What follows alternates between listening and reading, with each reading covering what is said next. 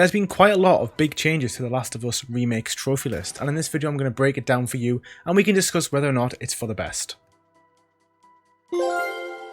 Okay, so it's worth noting before we begin that The Last of Us original trophy list, the remastered one, had about 24 trophies in the base game, plus it had a handful of trophies for the DLC, which was all multiplayer based, and as well it had Left Behind, which had its own separate DLC trophy list. And just for the record, yeah, there may be spoilers, but this game is coming up 10 years old now, and this is the third iteration of this game, and if you really haven't played this game yet, then you are gotta play the part 1. You've got to play this game. It is one of the best games that's ever come out on PlayStation, but because it's so old, I'm not going to hold back if there is any spoilers. So of course our platinum is It Can't Be For Nothing.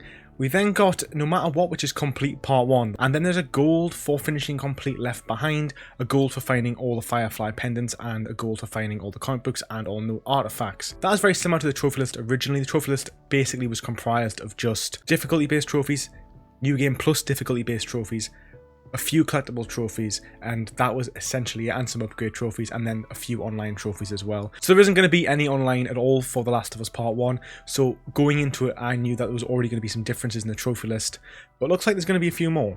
Okay, so we have engage in all optional conversations, survive all of Ellie's jokes, and find all the training manuals. Again, they are the same that were in the original or the remaster, which is what I'm referring to most of the time here.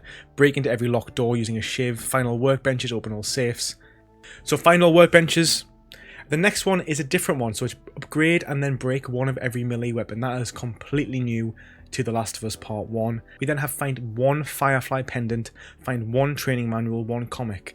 They are all new, more introductory trophies, which I think The Last of Us Remastered and The Last of Us Original did actually lack. It lacked any sort of welcoming trophies. Essentially, as I've said in a few videos in the past, you could play through the entire game and only get one trophy for finishing the game on whatever difficulty you've chosen. Yes, you may have got one for finding all the workbenches or something like that. Most people wouldn't even be able to fully upgrade Joel in one playthrough, so you literally could play a 15-hour game and have one trophy to show for it. So you would be able to pick up a few of these trophies just going through the game, which is excellent for keeping people engaged with the trophy system, which I think is really important.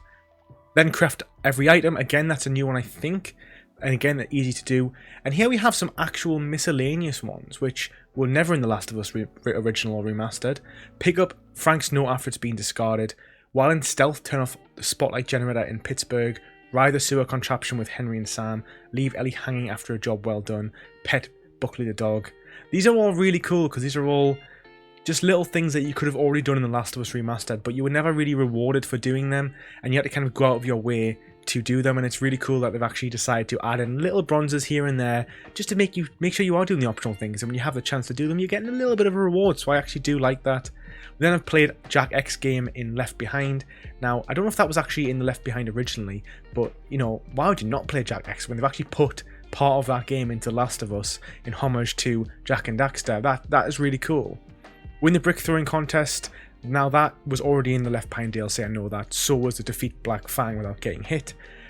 And I think maybe the water gun fight was as well. And then finally use bricks or bottles to lure an infected into attacking humans, which you could only do in the Left Behind DLC. So they've taken away all of the difficulty based trophies, which I don't think is a good idea personally. The Last of Us was so good on Survivor, and then it was so good on Grounded. It was a completely different game. When you played it on medium, it very much felt kind of like a zombie Uncharted. You were running and gunning. Ammo was just in so much supply that you literally just felt like you were just playing some sort of action game, whereas in Survivor and in Grounded mode, it very much feels like a survival horror game because you have to be so careful with every move you make, every turn you take, whether or not you're going to face encounters, whether or not you're going to sneak past, because a lot of the game you actually can avoid with stealth, and you can actually avoid massive encounters, which I didn't realise until I started playing it in Grounded mode. So The Last of Us Part 2 did release DLC in the form of Grounded mode and Permadeath mode.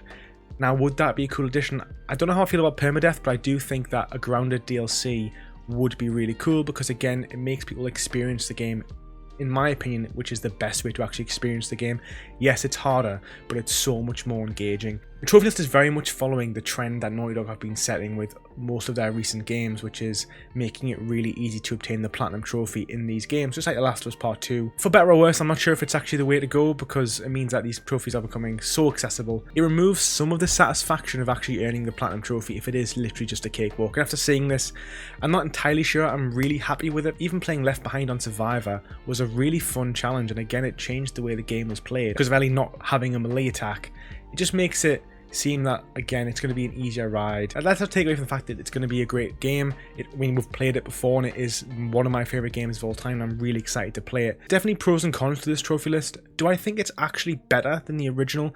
I don't know, because I have criticised The Last of Us trophy list for being underwhelming and lacking certain things, particularly the fact that you can play through a whole game and only earn one trophy. And I do think that this addition to these sort of miscellaneous stuff and finding a few collectibles is actually really good for keeping players engaged. I think the con of this trophy list is the fact that they've taken away all of the difficulty based trophies, which, you know, for better or for worse, I mean, people can play the difficulty on whatever they want to play it on. I probably would be playing it on probably hard or survivor, which I think is not too difficult but does make the game more enjoyable. And people, of course, can play this game and however they want to play it, but of course it is more impressive when you actually have these trophies for playing the game on this hardest difficulties.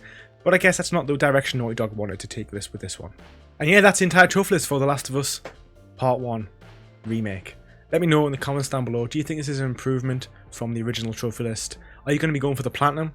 I mean, I will be. I mean, I think if you're going to buy the game, then the platinum will literally just fall into your lap anyway, as long as you use a collectible guide. But I think it depends if you're actually going to buy the game because of how expensive it is, and it is, of course, the remake of a remaster, essentially. If you're new to The Last of Us, you've never played a single game, you will love this game, and playing it in 60 frames per second with all of its remastered glory, it will be an amazing experience. If you've already played it twice by this point, I mean, I've played The Last of Us all the way through about 4 to 5 times now, but I'm still looking forward to jumping in and experiencing the story one more time. Thank you very much for watching. Do not forget to like and subscribe, and I'll see you in the next video. Take it easy.